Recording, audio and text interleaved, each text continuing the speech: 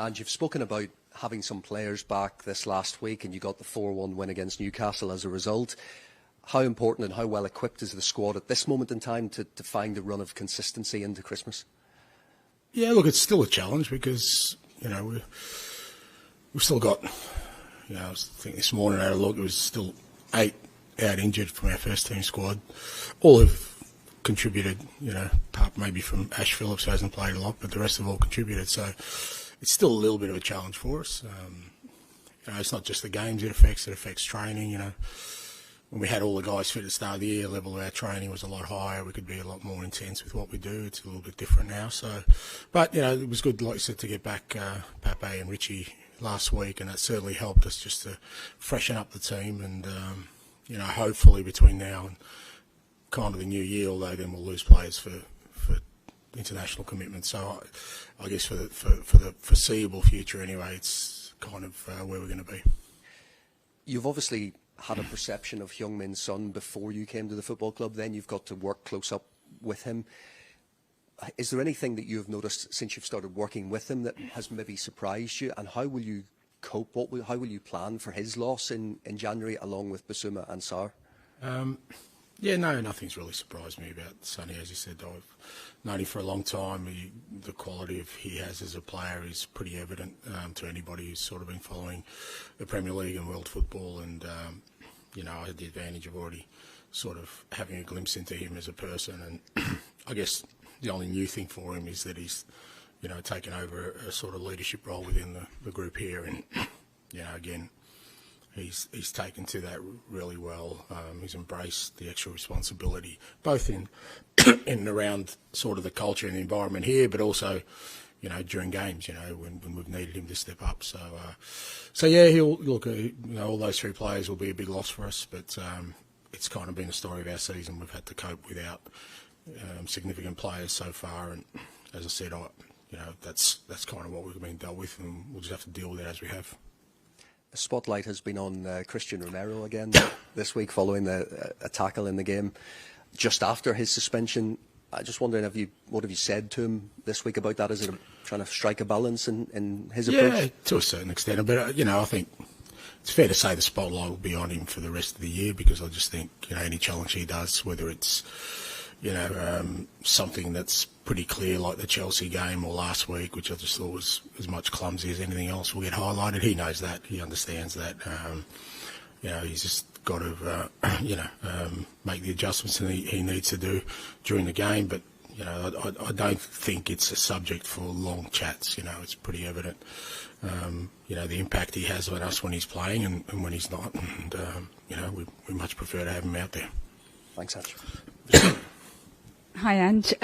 Just a quick one on team news. Have you got anyone else injured? Yeah, the only one that's missed this week is Gio. He unfortunately got a bit of a niggle at training. I don't know exactly what it is, but he missed training today, so he's not available tomorrow. We're hopeful it's nothing too serious. Some positive news this week, obviously Destiny Udogie signing a new long-term deal. He spoke, I think it was recently, about him learning this new role that he has here at the club. I mean, how important is he to the way that you want to play? Really pleased with Destiny signing. Obviously, I've said before, this is kind of the first phase of us trying to build something, and there's the core of the group is sort of fairly young and new to the Premier League, and I think Destiny sort of committing to us as an endorsement for what he sees as a good place for him and his future. It's his first year in the Premier League. Like I said, he's adapting to a new role. He understands that. He's a willing sort of worker in trying to improve himself, but he's also made an impact, which is the big thing for us. So, like I said, great to have him commit to the club long term, and it's something that we kind of want to continue building on and sort of trying to keep a core of this group together for the coming years, hopefully to build something special. He scored his first goal against Newcastle, first Spurs goal. Brennan Johnson hit the post, I think it was twice in that match. I interviewed him last week, and he spoke a lot about how Heung-min Son has been really important to him settling into the way that he wants to play in that attack.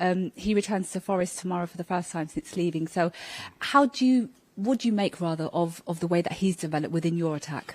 Yeah, look, we're really pleased with the way Brennan's developing. Again, he came in really late. He's always wary when signings come in late in the piece, because they have to get up to speed with the way we train, the way we play, and then he had a couple of little setbacks with little niggles, so he hasn't really had a good run at it. But the last few weeks, you can see he's starting to, I think, more than anything, feel at ease with himself with what we're trying to do, and especially in that front third, you need the players to kind of play with a little bit more freedom, yet at the same time he's taking in a lot of information. But I thought he was really good last week. As you said, he probably unlucky not to score, but his general game was really good, and I'm sure Sonny's helped him enormously. But I think you ask any player in the group, and I think they'd be pretty consistent in saying Sonny's been a big part of them sort of settling into what we're doing here.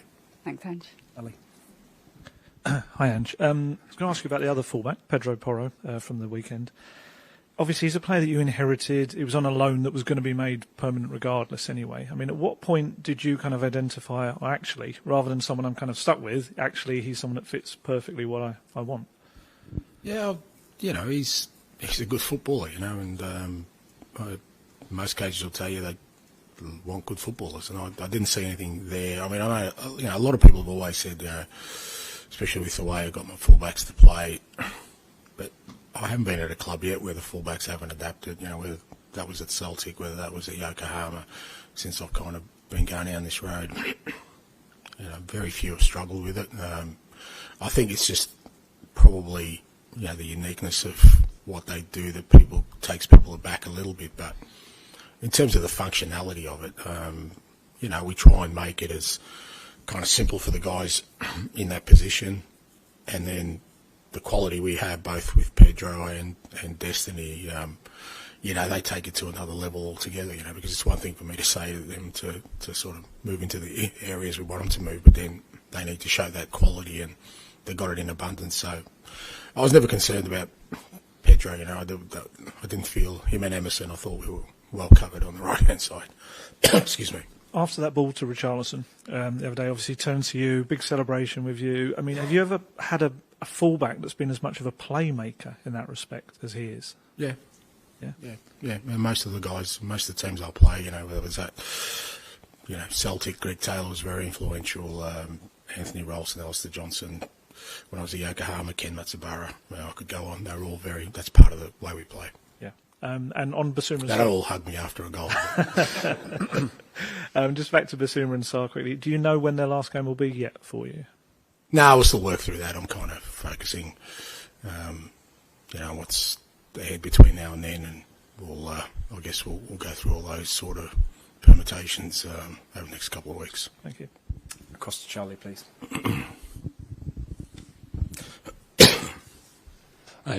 Just wondering, obviously you've got some experience from it at Celtic. How do you find this kind of really congested Christmas period? Not so much this weekend, but then afterwards you go into a run of a few games. Yeah, how do you find that? Yeah, it's like I said, it's probably more normal than not. But again, that's dependent on sort of where we're at from a squad perspective. It's that's where you get challenged, because obviously we've still got 8 guys out. At least 7 of them won't be back for at least a little while. Some won't be back. You're left with a fairly thin squad where you can't rotate players. You're going to have to ask. And the way we play is fairly physically and sort of mentally demanding. So, but our guys have been pretty good so far, showing resilience through that, and we'll have to keep doing that. John, as well, are you conscious when, say, like Forest away, and obviously their manager's under a lot of pressure, could get fractures? Is that something you think about, or do you try and sort of put that context out of your and the team's head? Look, you take everything into context. I mean, I don't think it kind of makes a significant difference to us. It's fair to say any team that's going to play, Forest knows it's going to be a difficult game, irrespective of where they're at in terms of, their own sort of trajectory. So, even this year, I know, the results haven't been great, but at home they're still very hard to beat, and all the games are pretty close. So it's going to be a tough game. So it doesn't really, the fact that they're going through a rough trot, and no one was going through a worse trot than we were a week ago, and we ended up winning 4-1. So I think you kind of always balance those things off, because you can fall into a trap of thinking, they're not going well, or they're under pressure, or somehow they'll be less than at their best, and you can't assume that. You got to assume that they're going to be at their best, and at home they're going to be hard to beat. Just asking from me on Saar, you mentioned the importance of getting some players back, and he feels like someone who makes a really big difference to how the team plays, and maybe how some of the other individuals in the team play as well. Is that fair? No, because I think if Matters came in, he'd make a difference. I think if Mickey came in, he'd make a difference. But there's no doubt he's a top player, and he does add another dimension to our football. But like I said, at the start of the year when we were flying, it was, we've got some pretty key contributors to that, both starting, coming off the bench, who aren't available now. So, and getting Pepe back, and even Richie now, fully fit Richie, which I don't think we saw at the start of the year. We need them. It helps us, because without them, it's a struggle. Back to George, please.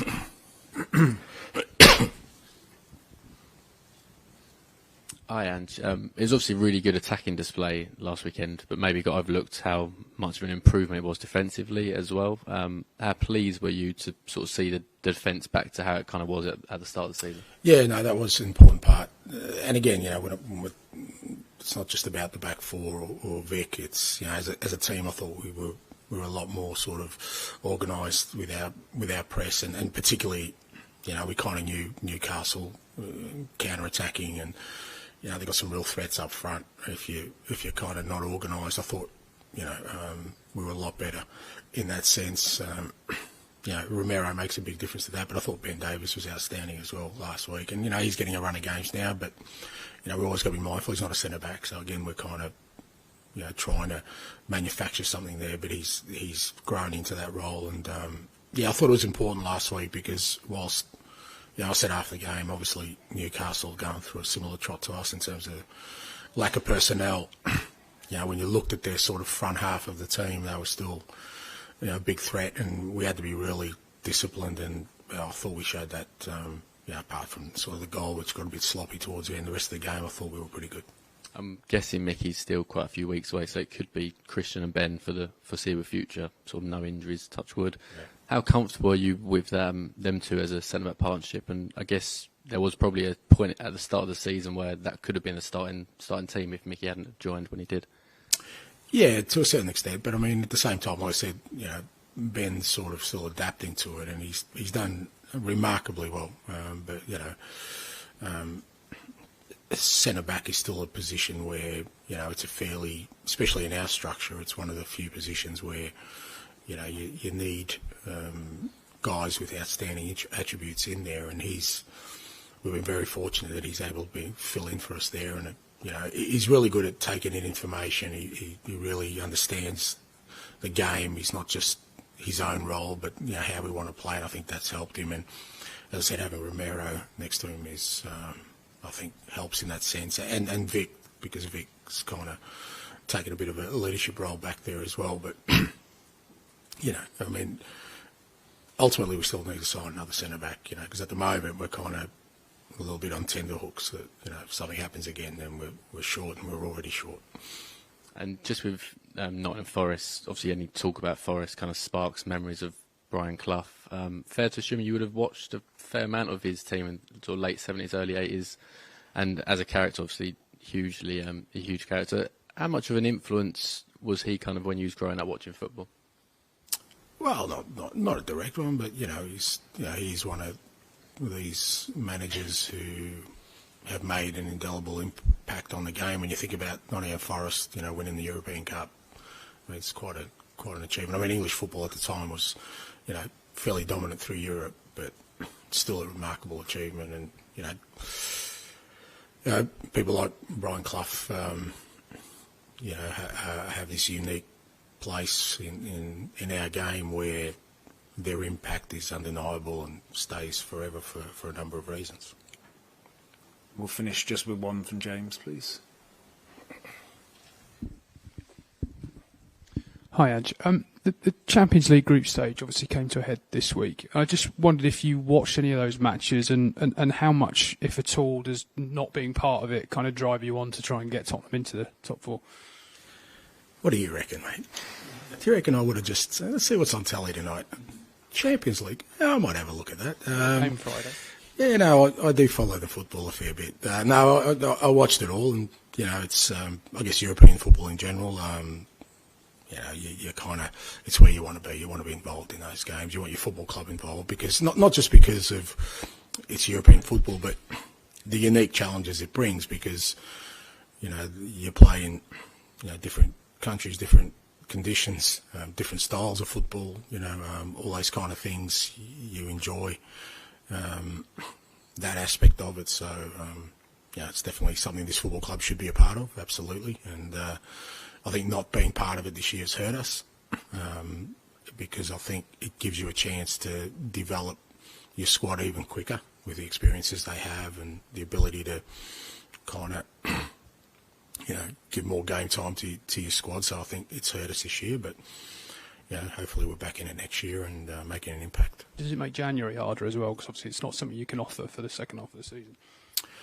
Yeah, to a certain extent, but like I said, the way we are squad-wise at the moment, it's probably, from that perspective, a bit of a blessing for us, because, as I said, we've got significant injuries listed at the moment. We're going to lose 3 players to international football, so, we're going to have to work really hard to sort of get through that period, with our focus on trying to get back to European football.